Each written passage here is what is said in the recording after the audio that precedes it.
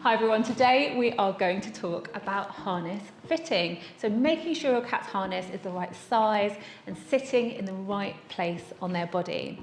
But if you need some help getting them settled into their harness, we also have a free 10-day harness training boot camp, which I will link to on screen.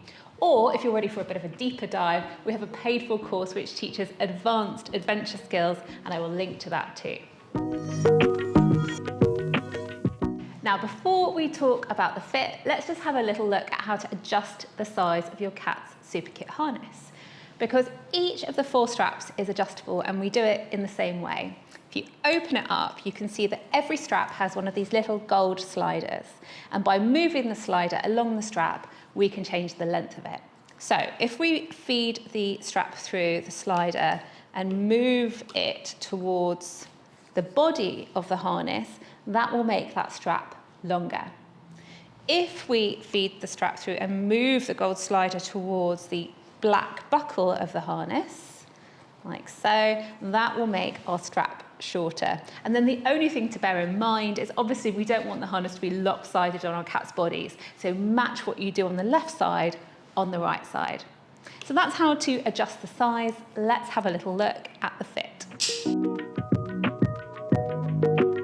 Let's start by looking at the overall fit of your cat's Supakit harness. So what we're aiming for is that we can slide one fingertip between the harness and their body with their fur compressed when it is on. And you can check this just by sliding a finger underneath each strap.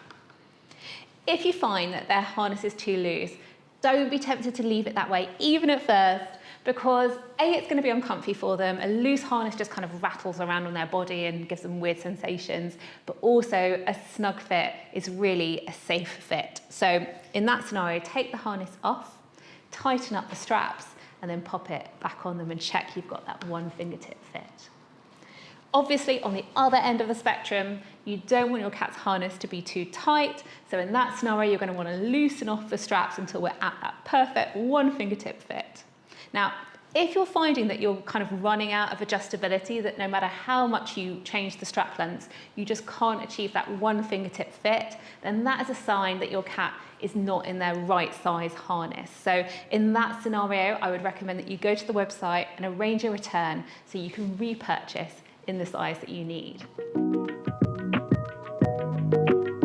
Now, the next thing we can look at is the position of 2 elements of the harness, the buckle at the top and the chest piece in the front and underneath. And essentially they work together so we can pivot them on our cat's body. Ideally, we want the buckle to be roughly above our cat's shoulder blades. Don't worry, this isn't uncomfy for your cat. It's designed to sit there, and also this is the point where the leash is pulling up, so there's really no force going down through that buckle. And ideally, we want the chest piece to be sitting kind of at the apex of our cat's chest so that it can contain their forces as they move forward. So you can play with the position of these 2 items. The way we do this is, if you want to move the buckle up your cat's body and the chest piece down, so pivot the harness like that, we can lengthen the back straps and we can shorten the front straps. And then conversely, if we want to move the buckle towards our cat's tail and we want to move the chest piece closer to their neck, then we can do that by shortening the back straps and lengthening the front straps. So you can play with the balance between these 2 items, find the position that seems the most safe and comfy for your cat, and then once you've got that locked in, just do one final check that you're still at that one fingertip fit. And then the final thing to mention is that the back straps of your cat's harness should sit close behind, well, their armpits really, kind of like how a backpack would sit on us. You shouldn't really have to work to achieve this. If you've done the other 2 elements, you should find it happening quite naturally, but I mention it so you don't worry about it. It's normal. You'll probably see, especially if your cat has any length of fur or chonk or anything going on, essentially the strap is going to disappear into their armpit and you're not going to see it at this point. And that is normal and great and to be expected. And that is all there is to achieving the perfect fit for your cat's Supakit harness. Now, remember, if you at any point in this ran out of adjustability, that's a sign you need a different size and you can arrange it really simply. I will link on screen to our return center where you can get that sorted and get the size that you need.